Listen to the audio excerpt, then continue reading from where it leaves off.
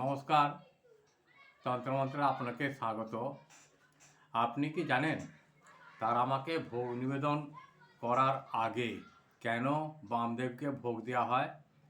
একদিন পুরোহিত মায়ের জন্যে ভোগ রেখে দিয়ে বাইরে চলে এলেন। ঠিক সেই সময় প্রবেশ করলেন বামদেব। তখন তারামা এত প্রসিদ্ধ ছিল না। বামদেবের মায়ের সমস্ত ভোগ লুকিয়ে একসাথে মেখে ঠিকঠাক হয়েছে কিনা তা দেখতে লাগলেন। তারপর নিজে খেয়ে মাকে খাইয়ে সমস্ত ভোগ নিজে খেয়ে ফেললেন। পরে জল খেয়ে সেই এঁটো জলই মাকে খাওয়ালেন। এরপর মন্দিরে পুরোহিত এসে দেখলেন বামাখ্যাপার এই অবাক কাণ্ড দেখে পূজারী ভীষণ রেগে যান। পরে পাশেই পড়ে থাকা একটা চেলা কাঠ দিয়ে বামদেবকে খুব প্রহার করেন। প্রচণ্ড যন্ত্রণায় মায়ের ওপর অভিমান করে বললেন, আমাকে মারই যখন খাওয়াবি তবে নিয়ে এলি তোর কাছে, তুই নিজে নিজে খেতে পারলি নে, আজ থেকে তোর কাছে আর আসবো না।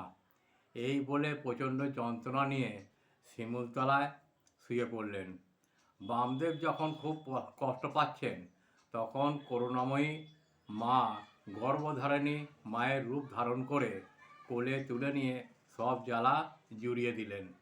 এদিকে মায়ের মন্দিরে বামদেব না খাওয়ায় মা তারামা ও ভোগ গ্রহণ করলেন না।